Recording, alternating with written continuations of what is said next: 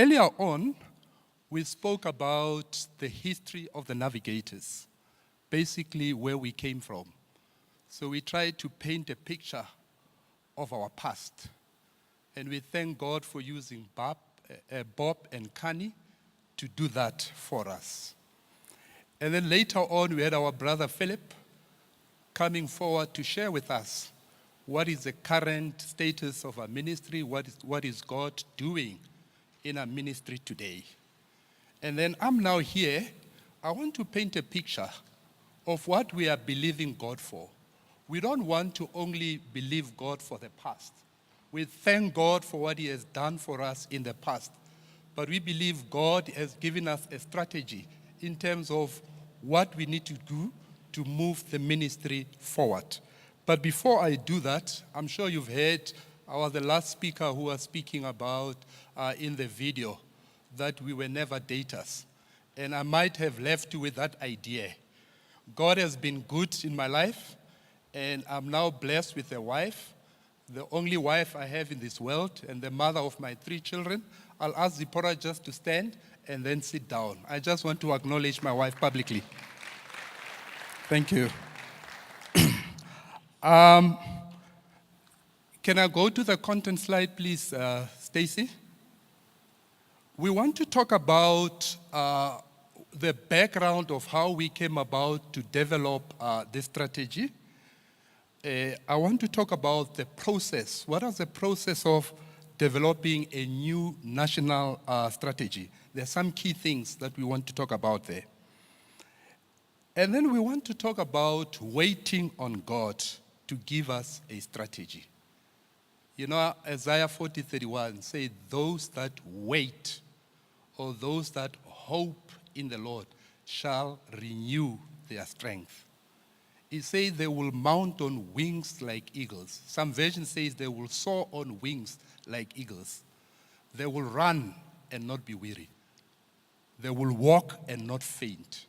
So we really ask the Lord to speak to us. You know, too often we want God to bless whatever plans that we have. But us as a ministry, we really wanted God to speak to us, to give us a strategy. Because we are aware that if God gives us a strategy, the Lord Himself will be responsible to fulfill that strategy for us. And so I want to share a couple of things of how do you go about developing, how did we go about developing this strategy? The first thing was to review our current status of ministry. What has the Lord been doing amongst us? We did what we call a SWOT. I'm sure many of you know that. Our strength as a ministry, our weaknesses as a ministry. I'm sure you know that even in ministry you have weaknesses. And then opportunities. What opportunities do we see God giving us? I want to share specifically about things that we identified when we do that. And threats, things that could make our ministry to be irrelevant or to die out. And then we also identified some critical success factors. What are those factors that will enable us to accomplish the vision that the Lord has given us? Now, you can have a beautiful strategy, but at the end of the day, the issue is the how. How are you going to fulfill that vision that God has given you? So in the end, we had some goals, short-term goals that we wanted to move towards. As we know that as we move towards those goals, we'll be going towards our strategy. So we determined our goals, our objectives, our key performance indicators, and timelines. A bit of background now. In 2003, the Navigators of South Africa embraced what we call the core. In your folder, you have a document there. It's just a 2-pager, but it's a document that speaks to who we are as the Navigators. It speaks in terms of our calling, it speaks in terms of our values, and then it speaks in terms of our vision. So that's what we embraced as a ministry. Then in 2005 and 2006, a lot of our leaders started attending Navigator International gatherings just to deepen their understanding of the core. And then in 2007, when our ND, Paul became our ND, we develop a national strategy to try and fulfill the goals that God had given us. And that strategy is meant to take us till 2020. And I'm sure you will agree with me that that strategy is imminent. It's coming towards an end. And the term of our ND is also coming to an end. In the next 18 months, we don't have an organization where you become a leader for a lifetime. And I'm sure Paul appreciates that. So we are praying and believing God that he will raise a leader for us and a team of leaders in the coming years, in the next 18 months. So that prompted us as a current leaders to undergo a prayerful process of reviewing the state of the ministry.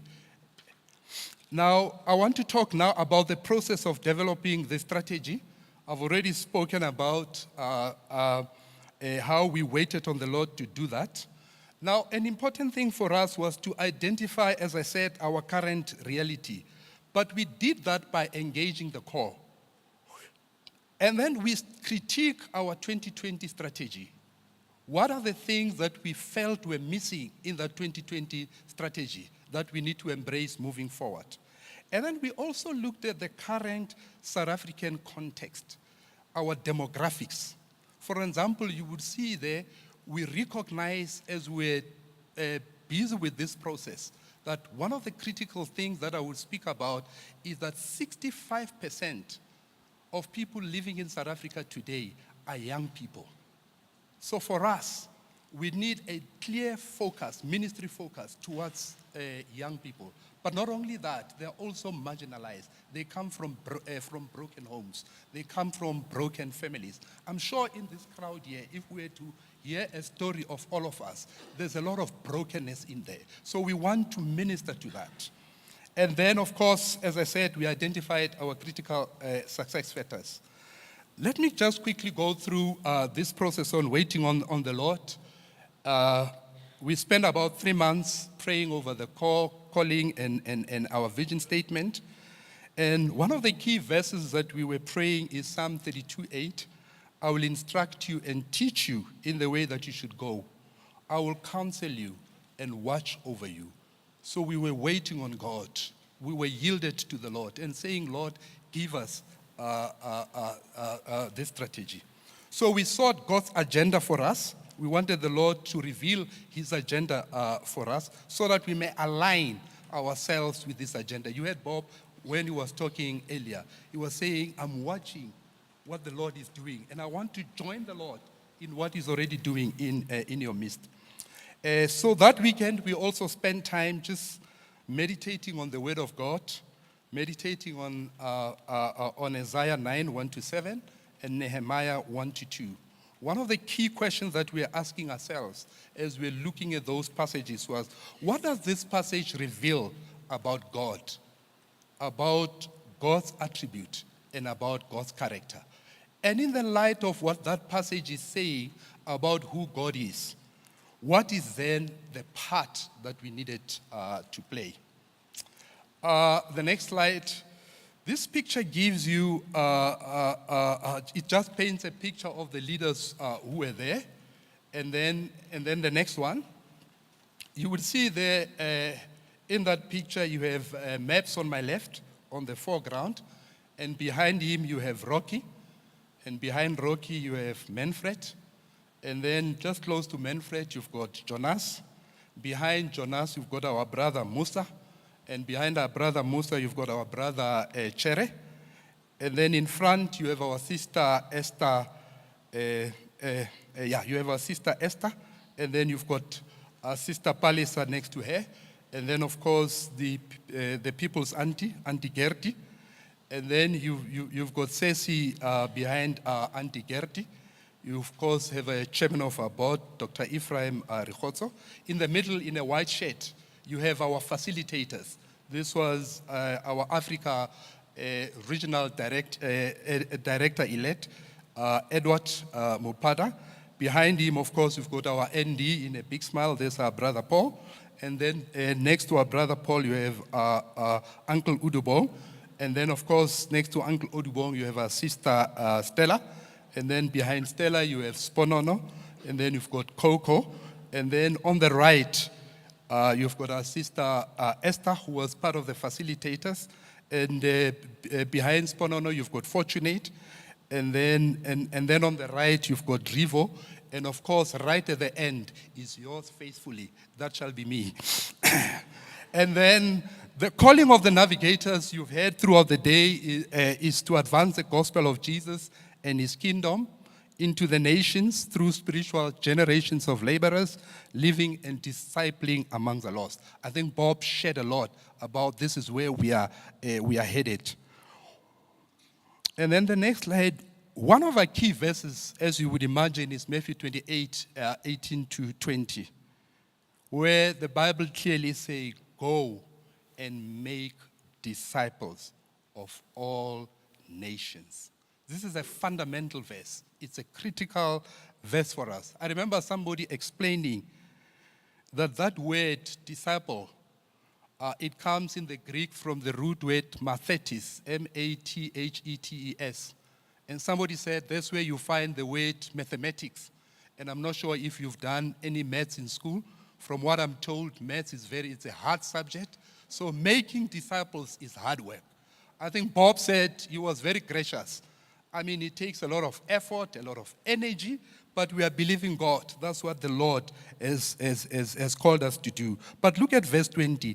And teaching them to obey not only some things, but everything that I've commanded you to do.